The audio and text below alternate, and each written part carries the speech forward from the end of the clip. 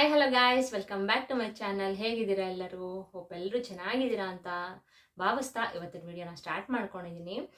Guys, already ಇವಾಗ ಮಧ್ಯಾಹ್ನ ಆಗಿದೆ. ಸೊ ನಾಳೆ ಮಂಗಳವಾರ ಆಗಿರೋದ್ರಿಂದ ಒಂದು ಚಿಕ್ಕ ಪರಿಹಾರದ ಬಗ್ಗೆ, ಒಂದು ಚಿಕ್ಕ ತಂತ್ರದ ಬಗ್ಗೆ ನಿಮಗೆ ತಿಳಿಸ್ಕೊಡೋಣ ಅಂತ ಇವತ್ತಿನ ವಿಡಿಯೋನ ಮಾಡ್ತಾ ಇದ್ದೀನಿ.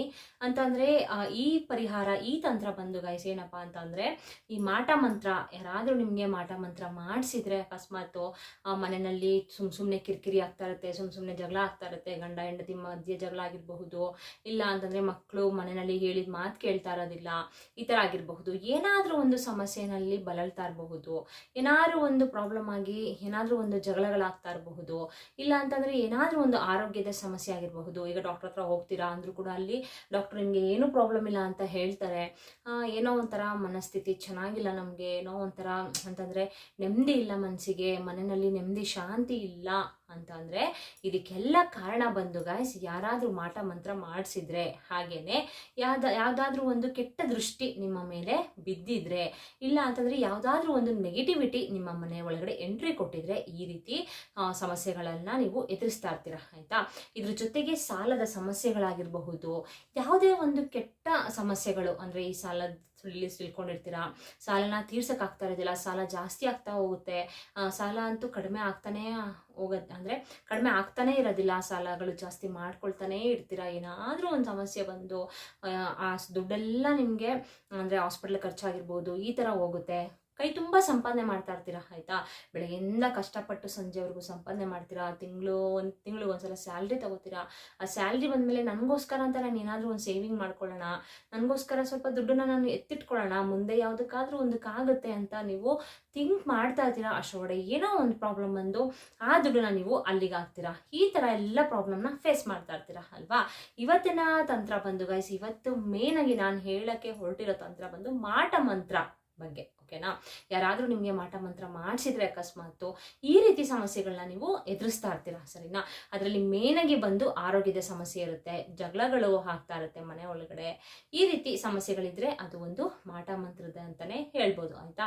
ಈ ಮಾಟ ಮಂತ್ರಗಳು ಯಾವುದೇ ಒಂದು ಕೆಟ್ಟ ಶಕ್ತಿಗಳು ಗೈಸ್ ಮನೆ ಒಳಗಡೆ ಎಂಟ್ರಿ ಕೊಡಬೇಕು ಅಂದರೆ ಮನೆಯ ಮುಖ್ಯ ದ್ವಾರದಿಂದನೇ ಎಂಟ್ರಿ ಕೊಡಬೇಕು ಅಲ್ವಾ.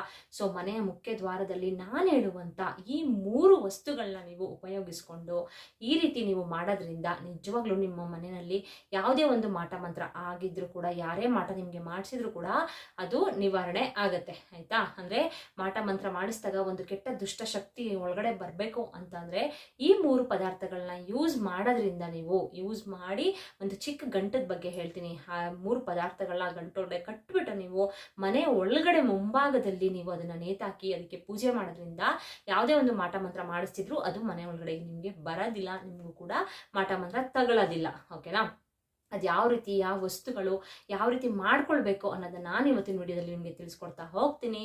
ಅದಕ್ಕಿಂತ ಮುಂಚೆ ನಿಮಗೆ ಗೊತ್ತಲ್ಲ, ನನ್ನ ಚಾನಲ್ಗೆ ಸಬ್ಸ್ಕ್ರೈಬ್ ಮಾಡ್ಕೊಳ್ದಿರೋ ಅವರು ದಯವಿಟ್ಟು ನನ್ನ ಚಾನಲ್ಗೆ ಸಬ್ಸ್ಕ್ರೈಬ್ ಮಾಡ್ಕೊಳ್ಳಿ. ಸಬ್ಸ್ಕ್ರೈಬ್ ಮಾಡ್ಕೊಂಡ್ರಾ ಹಾಗೆಯೇ ಈ ವಿಡಿಯೋ ನಿಮಗೆ ಉಪಯುಕ್ತ ಅಂತ ಅನಿಸಿದ್ರೆ ದಯವಿಟ್ಟು ಒಂದು ಲೈಕ್ ಕೊಡೋದನ್ನ ಮರಿಬೇಡಿ. ಆದಷ್ಟು ಶೇರ್ ಮಾಡಿ. ತುಂಬ ಜನ ಪ್ರಾಬ್ಲಮ್ಸಲ್ಲಿ ಇರ್ತಾರೆ, ಅವ್ರಿಗೆ ನಿಮ್ಮಿಂದ ಏನೋ ಒಂದು ಹೆಲ್ಪ್ ಆಗುತ್ತೆ, ಆಯಿತಾ. ನಾವು ಒಬ್ರಿಗೆ ಹೆಲ್ಪ್ ಮಾಡಿದ್ರೆ ದೇವರು ಭಗವಂತ ನಮಗೆ ಇನ್ನೊಂದು ರೂಪದಲ್ಲಿ ನಮಗೂ ಕೂಡ ಹೆಲ್ಪ್ ಮಾಡ್ತಾನೆ, ಸರಿನಾ. ಸೊ ಹಾಗಾಗಿ ಬನ್ನಿ, ತಡ ಮಾಡದೆ ಯಾವ ರೀತಿ ಏನು ಅಂತ ನಾನು ನಿಮಗೆ ತಿಳಿಸ್ಕೊಡ್ತಾ ಹೋಗ್ತೀನಿ.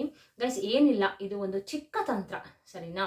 ಈಗ ಯಥಾಸ್ಥಿತಿ ನೀವು ಮನೆಯನ್ನೆಲ್ಲ ಎದ್ದು, ಈಗ ನಾಳೆ ಮಂಗಳವಾರ ಆಗಿರೋದ್ರಿಂದ ಮನೆಯನ್ನೆಲ್ಲ ಫುಲ್ಲು ಗೂಡಿಸ್ಕೊಳ್ಳಿ, ಚೆನ್ನಾಗಿ ಅಂದರೆ ಕ್ಲೀನ್ ಮಾಡ್ಕೊಳ್ಳಿ ಮನೆ.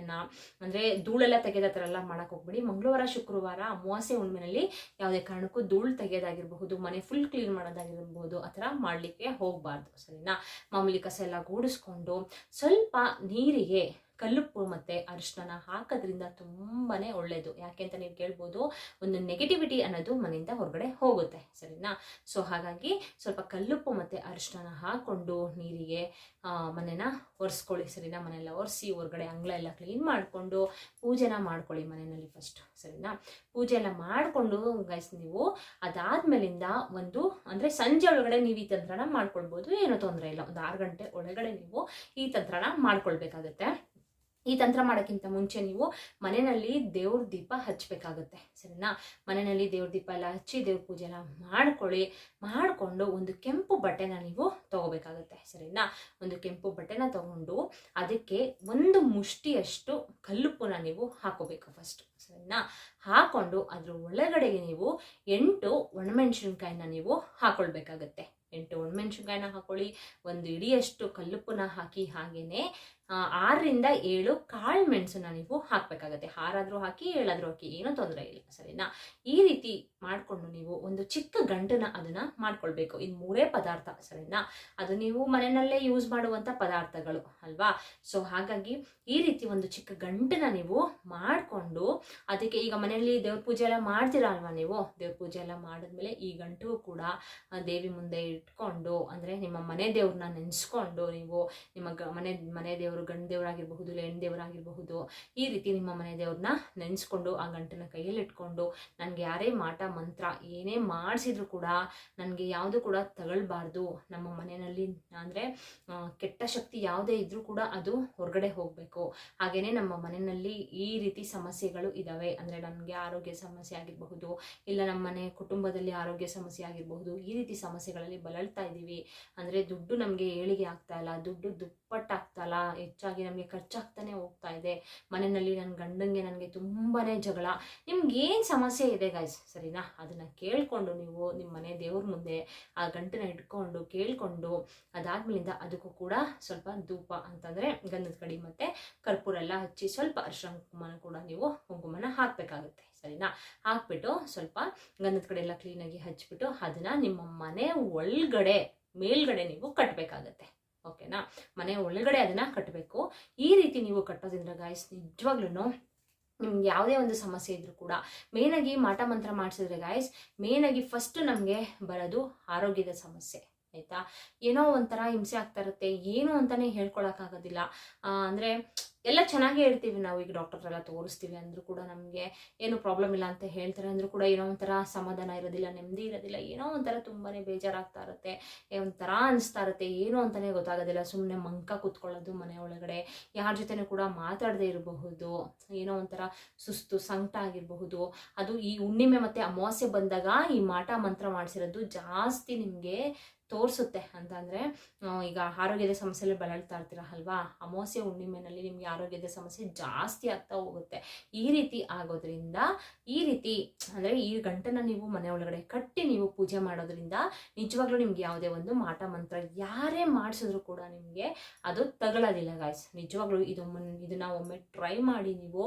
ನನ್ನ ಚಾನಲ್ನಲ್ಲಿ ಬಂದು ಏನಂದರೆ ಗಾಯ್ಸ್, ನಾನು ಒಂದ್ಸಲ ಅದ್ರ ಬಗ್ಗೆ ತಿಳ್ಕೊಂಡು ಅದನ್ನ ಒಂದ್ಸಲ ಎಕ್ಸ್ಪೆರಿಮೆಂಟ್ ಮಾಡಿ ನನಗೆ ಒಳ್ಳೆ ರಿಸಲ್ಟ್ ಸಿಕ್ತು ಅಂದರೆ ಮಾತ್ರ ನಾನು ನಿಮಗೆ ಶೇರ್ ಮಾಡೋದು, ಓಕೆನಾ? ಸುಮ್ಮನೆ ಅವರು ಹೇಳಿದ್ರು ಇವ್ರು ಹೇಳಿದ್ರು ಅಂತ ನಾನು ಮಾಡಲ್ಲ.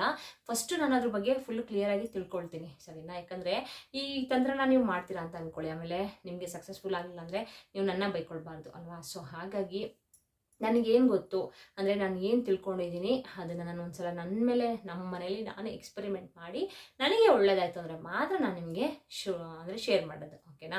ನಾನು ಏನು ತಿಳ್ಕೊಂಡಿದ್ದೀನಿ ಅದನ್ನು ಮಾತ್ರ ನಾನು ನಿಮಗೆ ಶೇರ್ ಮಾಡ್ತೀನಿ ಗೈಸ್, ಬೇರೆ ಏನೇನೋ ಹೇಳೋದಿಲ್ಲ, ತಲೆ ಅಂತೂ ಕೆಡಿಸ್ಕೊಳಕ್ಕೆ ಹೋಗಬೇಡಿ.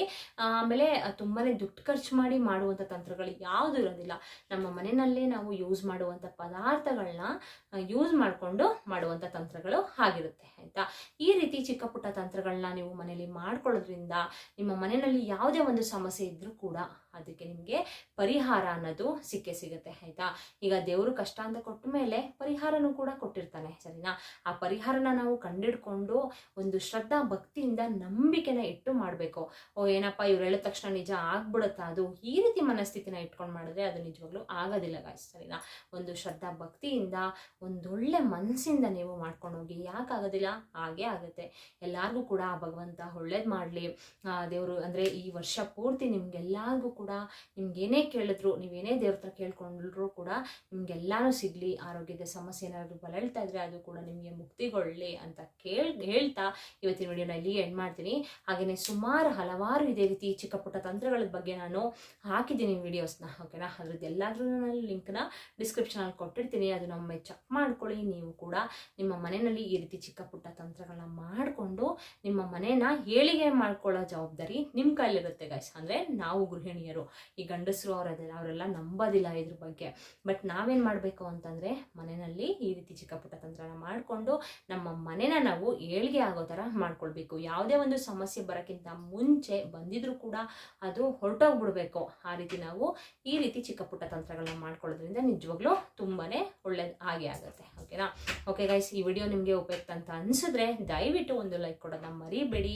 ಹಾಗೆಯೇ ಆದಷ್ಟು ಶೇರ್ ಮಾಡಿ ಎಲ್ಲರಿಗೂ ಕೂಡ, ಅಂದರೆ ತುಂಬ ಕಷ್ಟದಲ್ಲಿ ಬಳಲ್ತಾ ಇರ್ತಾರಲ್ವ ಅವರೆಲ್ಲರಿಗೂ ಕೂಡ ಒಳ್ಳೇದಾಗಲಿ ಅಂತ ಹೇಳ್ತಾ ಇವತ್ತಿನ ವಿಡಿಯೋನ ಇಲ್ಲಿಗೆ ಏನು ಮಾಡ್ತೀನಿ. Bye bye, see you, take care.